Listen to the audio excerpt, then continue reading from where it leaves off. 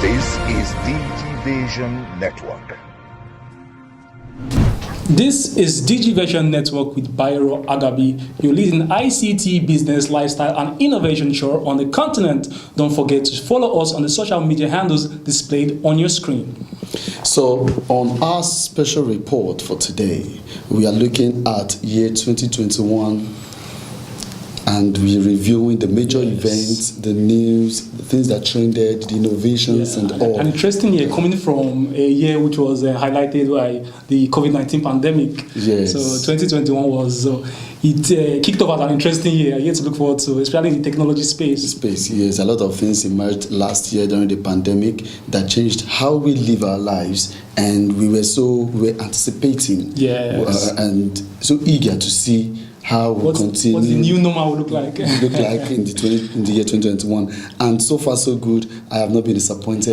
Because it's so interesting to see so many people work from home up till now. As a matter of fact, some have said they are never resuming. Yeah, of course. That's I know companies are also looking at new opportunities with remote working and cutting costs and all that. Yes, it's more economical to even run. But before you do that, you must have a structure on ground to ensure that even while your staffs are working from different locations, they give you results. Yes.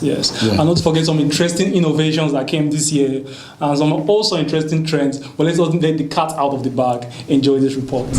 Coming from a year dominated by the COVID-19 pandemic on all fronts, the year 2021 promised to be a year like no other, and that it was, as a whole lot of gains were made with unprecedented acceleration and innovations, but still it wasn't a year without controversy. So as 2021 comes to a close, here are some major moments, news and trends that shook the tech ecosystem in Nigeria in 2021. The continual rise of Nigerian startups. Nigerian startup ecosystem has been on the rise over the past years, making it a leading hub for entrepreneurs on the continent. The year 2021 cemented Nigeria's place as Africa's most attractive tech hub for investors. According to Mary Beth Leonard, U.S. Ambassador to the Federal Republic of Nigeria, African-based tech startup raised more than $2.9 billion, with $1.7 billion Nigeria attracted 60% of the total money raised by tech startups in Africa in 2021. The year 2021 also saw 3 unicorns come out of the fintech space in Nigeria after reaching a valuation of over $1 billion. Twitter ban. On the 5th of June 2021, the Nigerian government officially put an indefinite ban on Twitter, restricting it from operating in Nigeria.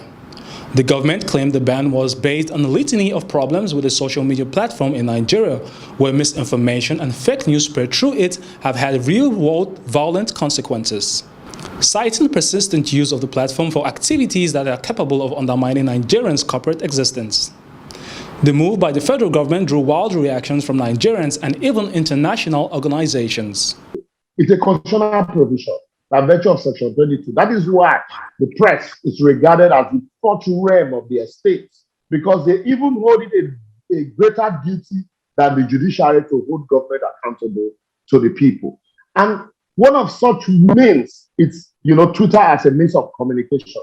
Twitter as a new means of putting a communication tool in the hands of everybody. So you have a constitutional provision, a constitutional enablement, and then by fiat, order, pronouncement of the government or the president, as the case may be, you remove that constitutional provision. You deny the people of that constitutional provision. That's an abuse. That's arbitrariness. That's dictatorship. Minister of Information and Culture Lai Mohammed stated the ban will be lifted once Twitter submits to local licensing, registration and conditions. In late June 2021, Twitter announced it would enter talks with Nigerian government over the platform's suspension, and talks began on July 2021. On 15th of September 2021, Lai Mohammed said Nigerian government will lift the ban on Twitter in few days after reporting that negotiations with the social media platform had been productive and quite respectful. As of the filing of this report, the ban on Twitter has yet to be lifted. As of the filing of this report, the ban on Twitter has yet to be lifted, though many Nigerians still access the social media platform via VPNs. And from one ban to another, the ban on cryptocurrencies. It's no secret that blockchain and cryptocurrency market has been on the rise, with new currencies and their values creating all the buzz. According to 2021 Chain Analytics Global Crypto Adoption Index report, Nigeria was ranked 6th on the list of top 20 countries globally with the highest grassroots crypto adoption.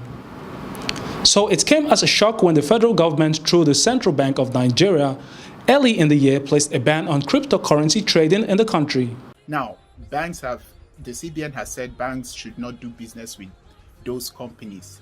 That is not good for business, especially for the crypto community, but I understand from the viewpoint of CBN and the banks why that directive has to be. The CBN said the directive became necessary to protect the financial system and the generality of Nigerians, including the youth population, from risks of inherent crypto assets transaction. The regulator claimed the risks have escalated in recent times and have dire consequences for the integrity of the financial system and financial stability. This is DG Vision Network.